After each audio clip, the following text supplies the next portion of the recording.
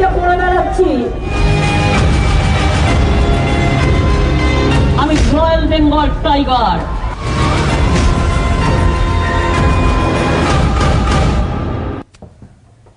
आप देख रहे हैं न्यूज 24, आपके साथ में हूं मानक गुप्ता। टाइगर दीदी, आप समझ रहे होंगे ममता बनर्जी को दोपहर के बाद से हम टाइगर दीदी क्यों कह रहे हैं। वो इसलिए कह रहे हैं क्योंकि ममता बनर्जी ने जीत की हैट्रिक लगा दी है पश्चिम बंगाल में। सारे ओपिनियन पोल्स, सारे एग्जिट पोल्स जो ये कह रहे थे, सिर्फ न्यूज 24 और टुडेज चाणक्य को छोड़कर, जो ये कह रहे थे कि पश्चिम बंगाल में बीजेपी आगे रहेगी, कड़ा मुकाबला होगा, टीएमसी अगर आगे रहती भी है तो भी थोड़ा बहुत आगे रहेगी, उन सबको गलत साबित कर दिया ममता बनर्जी की टीएमसी ने। और न्यूज 24 टुडेज चाणक्य ने जैसे भविष्यवाणी की थी, अंदाजा लगाया था, बिल्कुल उसी के मुताबिक एक बड़े बहुमत के साथ टीएमसी सत्ता में बंगाल में वापसी कर रही है। रुझानों में अभी भी 217 पर टीएमसी पहुंच गई है। पिछले चुनाव में 211 पर थी, उससे पहले 228 थी, लेकिन 211 के बाद बीजेपी के खिलाफ 217 एक बड़ी उपलब्धि मानी जाएगी। बीजेपी लोकसभा चुनाव में बहुत बढ़िया प्रदर्शन किया था, बीजेपी ने 18 सीटें जीती थी। उसके बाद देखिए विधानसभा चुनाव में बीजेपी सिर्फ 74 पर रुक गई है। जाहिर है लोकसभा चुनाव का प्रदर्शन भी दोहरा नहीं पाई है बीजेपी विधानसभा चुनाव में। और लेफ्ट और कांग्रेस के तो कहने ही क्या, सुपड़ा साफ है, एक भी पार्टी ने एक भी सीट नहीं मिल रही है बंगाल में लेफ्ट और कांग्रेस को। तो यह है बंगाल का हाल। ममता बनर्जी हालांकि अपनी सीट नंदीग्राम हार गई हैं, लेकिन वो कह रही हैं कुछ गड़बड़ी हुई है, मैं इसके खिलाफ कोर्ट जाऊंगी। तो निजी तौर पर झटका ममता बनर्जी को, अपने पुराने साथी, पुराने राइट हैंड, पुराने सिपह सालार शुभेंदु अधिकारी से नंदीग्राम में हार गई हैं मामूली अंतर से।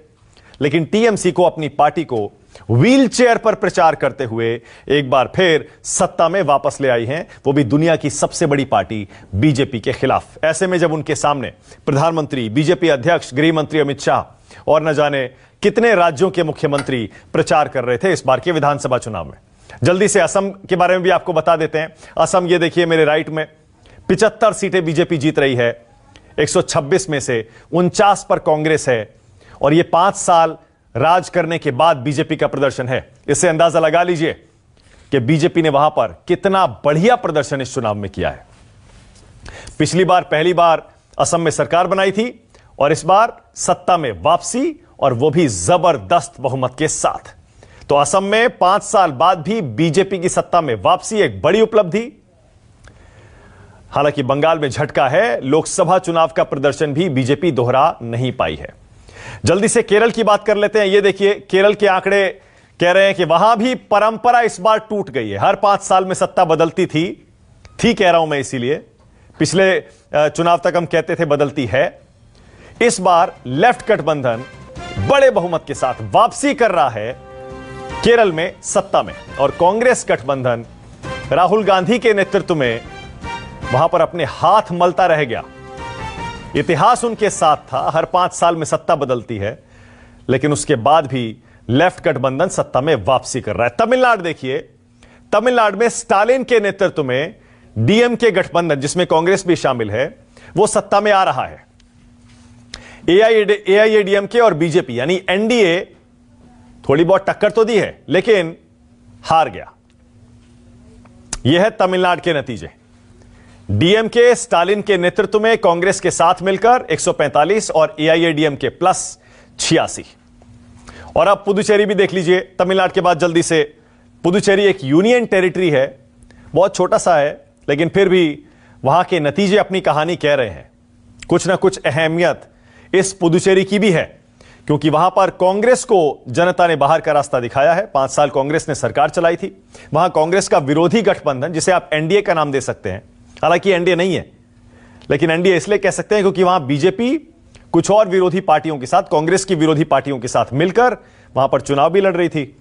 ऐसे में कांग्रेस का सत्ता से बाहर जाना और कांग्रेस के विरोधी गठबंधन का, जिसमें बीजेपी भी शामिल है, सत्ता में आना, यह भी एक इशारा करता है। तो बीजेपी के लिए असम में बहुत ही अच्छी खबर, पुदुचेरी में अच्छी खबर, बंगाल में ठीक ठीक, ना अच्छा ना बुरा। अच्छा भी कह सकते हैं, बुरा भी कह सकते हैं, क्योंकि बंगाल के पिछले चुनाव में बीजेपी को सिर्फ 3 सीटें मिली थी। उस लिहाज से 74 बहुत बढ़िया जंप है। लेकिन जैसा मैंने पहले कहा, लोकसभा चुनाव के प्रदर्शन से तुलना करेंगे तो झटका है, वहां से ग्राफ लगता है थोड़ा नीचे आया है। और जितनी उम्मीदें ओपिनियन पोल्स और एग्जिट पोल में दिखाई दे रही थी और जो बीजेपी नेता दावा कर रहे थे, उससे तो लगता है कि बहुत निराशा होगी आज बीजेपी के खेमे में। तो ये तो हो गए नतीजे। आपको मैंने सारे के सारे आंकड़े दिखा दिए और स्क्रीन पर हमारे ये आंकड़े चलते भी रहेंगे।